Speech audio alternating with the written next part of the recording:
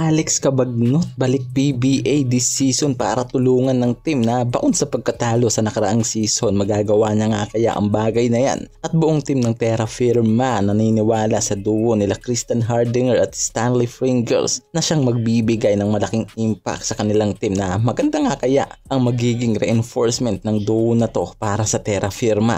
Tara't pag-usapan natin yan mga kuys. Matapos ang kontrata sa T1 League ni Alex Cabagnot, balik PBA na nga, at ang pakay nga nito tulungan ng Converge sa lugmok na pagkatalo nito last season. At susubukan nga raw nitong tulungan ng team ng Converge sa parating na season na ito para umangat pagdating sa standing. At ngayon nga di pa nag-uumpisa ang goal nga nito na makapasok agad ang team niya na Converge sa playoff sa season na ito. At nag-sign na nga ito ngayon ng 2 years contract para sa team ng Fiverex. Sa dalawang season na yan na paglalaroan niya susubukan nga raw nito na palakasin ng Converge Fiverex. Di malabot lalo't isa. Ito sa nooy nagbibigay rin ng buhay sa San Miguel Beermen at malaking impact nga raw ang mabibigay nito sa purple and white jersey. Ang veteranong point guard nga na to na si Cabagnot ang susubukan nga raw nila ngayong season na gawing team leader sa Fiverex Converge. At malay naman natin, di ba, na umangat nga talaga sa pagkakalugmok ang team na to na Converge. Lalo't isa nga itong si Alex Cabagnot sa matinding player din ng mga era nito at isa sa mga PBA All-Star MVP na dati nga na talaga nga naman na isa sa inaasahan at talagang inahangaan ng lahat. At ang Terra Firma, magandang senyales nga raw ang hawak nito para sa parating na season, lalo na ang players na nakapaloob sa team na ito matapos ang ginawang reinforcement ng team na ito sa dalawang matinding former player ng Ginebra San Miguel, sila Christian Hardinger at Stanley Pringles, na talaga nga naman na magbibigay nga raw ng malaking impact para sa Terra Jeepers. At alam naman natin na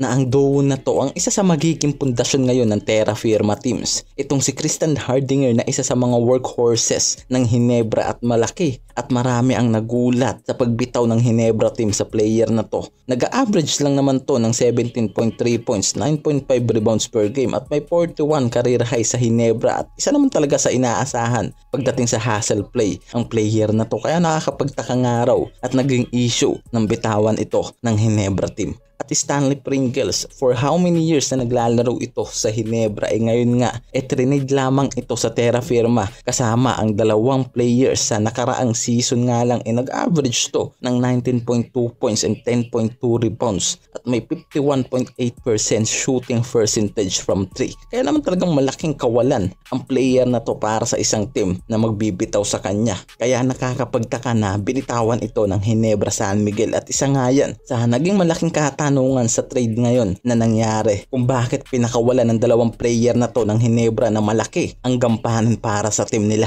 At ngayon nga kumuha nga lang ang Ginebra ng mga batang players na talagang pinalit nila para sa mga veterano nilang players. Ngayon nga magbe-benefits naman yan ang team ng Terra Firma, at talagang ngayon nga itong si Christian Hardinger at Pringles ang isa sa magiging panibagong pundasyon ng team na to, at inaasahan nila na mas magbibigay pa ng panibagong impact sa kanilang team at magbibigay ng magandang laban at para sumabay na rin sa ibang team sa parating na season. Lalo't mga veteranong manlalaro na rin ang dalawang yan, kaya naman talagang marami ang umaasa na itong araw ang magbubuhat at magbibigay ng malaking impact sa team ng Terra Firma ngayong season, at siguradong magkakaroon ng challenge ang ibang team kung makukuha agad ng Terra Firma ang laro ng dalawang itong si Christian Hardinger at Stanley Pringles.